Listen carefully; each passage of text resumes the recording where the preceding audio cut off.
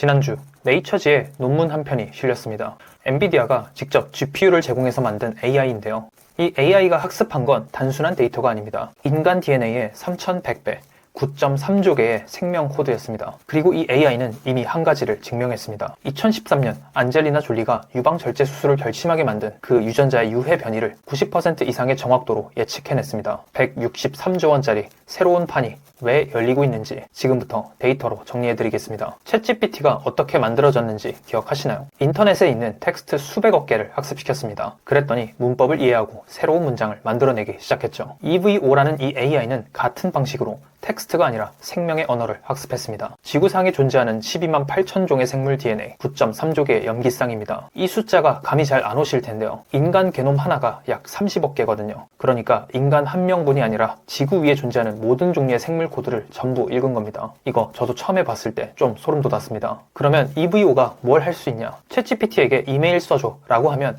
문법에 맞는 새 문장을 만들어내잖아요. EV5-2에게 이런 기능을 하는 단백질 유전자 서열을 만들어줘 라고 하면 실제로 생물학적으로 작동하는 새로운 DNA 서열을 설계합니다. 맨체스터 대학교 패트릭 차이 교수가 이렇게 표현했습니다. 합성 생물학에 GPT가 등장한 것이다. 저는 이 표현이 과장이 아니라고 봅니다. 근데요, 이 AI가 실제로 뭘 바꾸는지 이게 정말 무서운 이야기입니다. 그래서 이게 우리한테 무슨 상관인데요? 라고 생각하실 수 있습니다. 맞습니다. 중요한 질문입니다. 아까 말씀드린 안젤리나 졸리 이야기부터 하겠습니다. 2013년에 졸리가 BRCA1이라는 유전자의 변이가 있다는 걸 알고 유방 절제 수술을 진행했습니다. 당시에는 변이가 있다, 없다 정도만 알 수 있었습니다. 13년이 지난 지금 EV5-2는 이 유전자의 특정 변이가 실제로 유해한지를 90% 이상의 정확도로 예측합니다. 임상적으로도 유의미한 수준입니다. 유전자 검사 한번 받아보신 적 있으신가요? 13년 전에는 의사도 위험할 수 있다 정도밖에 말해줄 수 없었던 걸 이제 AI가 어떤 변이가 실제로 위험한지까지 구분하기 시작한 겁니다. 이건 나와 내 가족의 건강에 직접 닿는 이야기일 수 있습니다. 근데 이게 한 사람의 유전자 검사에서 끝나는 게 아닙니다. 신약 하나를 개발하는데 평균 10년에서 15년,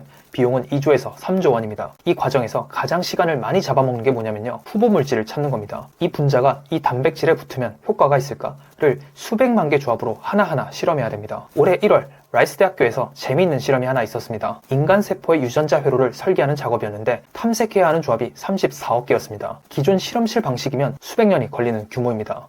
AI가 이걸 가상으로 돌려서 최적 후보를 골라냈습니다. 그리고 실험실에서 검증했더니요. 실제로 작동을 했습니다. 여기서 핵심은요. AI가 줄인 건 전체 개발 기간이 아닙니다.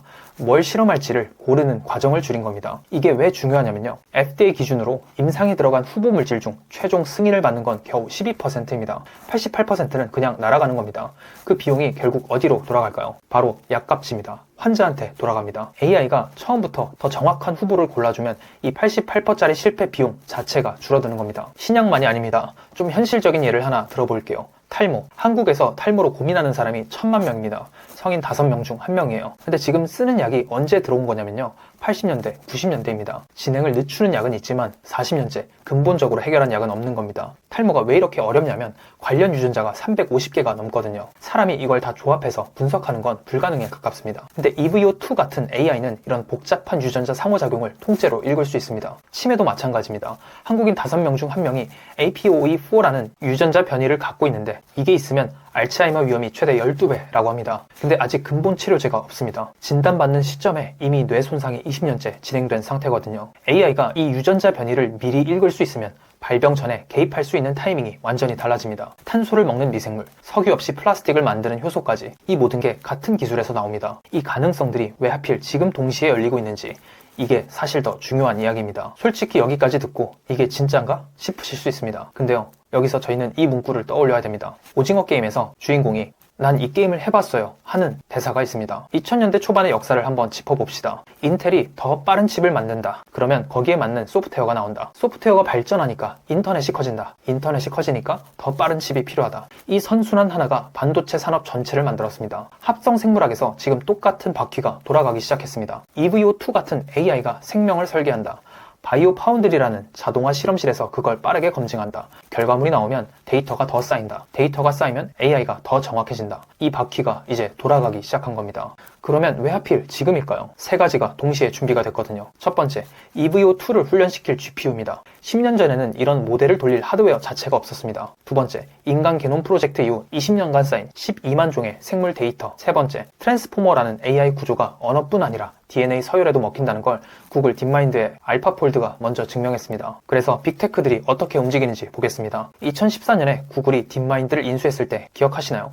당시에 딥러닝에 그런 돈을 쓰는 회사가 거의 없었습니다. 근데 그때 뛰어든 회사들이 지금 AI 시장을 지배하고 있잖아요. 지금 합성 생물학에서 비슷한 일이 벌어지고 있습니다. 엔비디아는 바이오니모라는 생물학 AI 플랫폼을 만들었습니다. EVO가 이 플랫폼으로 훈련됐고요. 구글 딥마인드는 알파폴드3로 단백질 예측을 이미 해결했고, 마이크로소프트는 어절 제노믹스로 유전체 분석 시장에 들어와 있습니다. 세 회사가 동시에 같은 곳에 인프라를 까는 건 이 시장이 진짜라는 증거일 수 있습니다. 한국경제신문은 이 바이오 AI 시장을 2030년 기준 163조 원으로 전망했고, OECD는 올해 보고서에서 이 변화를 현재 진행형인 전환의 초입이라고 규정했습니다. 여기까지 좋은 이야기만 했는데요. 솔직히 이 얘기를 하면서 저도 불편한 점이 있습니다. 첫 번째, EVO가 게놈을 설계했다고 바로 생명체가 탄생하는 건 아닙니다. AI가 설계한 건 컴퓨터 안에 시뮬레이션이고, 실제로 DNA를 합성하고 세포에 넣고 작동하는지 확인하는 건 여전히 실험실에서 해야 합니다. OECD도 설계에서 물리적 구현까지는 여전히 실험실 인프라가 필수라고 명시했거든요. 지금 EVO2가 실증한 건 세균이나 바이러스 수준입니다. 인간 세포처럼 복잡한 생물체에는 아직 갈 길이 멉니다. 두 번째, EVO2는 완전 오픈소스로 공개되었습니다. 누구나 쓸 수 있다는 뜻이에요. 지난해 아실로마 컨퍼런스에서 100명 넘는 국제 연구자들이 서명했습니다. 내용이 뭐냐면요, 이런 생물학 AI가 악용되면 생물 무기 개발에 쓰일 수 있다는 경고였습니다. 실제로 미국 NIH는 특정 바이러스 기능을 강화하는 연구에 자금을 중단했고요. 규제가 어떻게 잡히느냐에 따라 이 시장의 방향이 완전히 달라질 수 있습니다. 그래서 제가 드리고 싶은 말씀은 이겁니다. 합성생물학 관련주를 지금 사라는 게 아닙니다.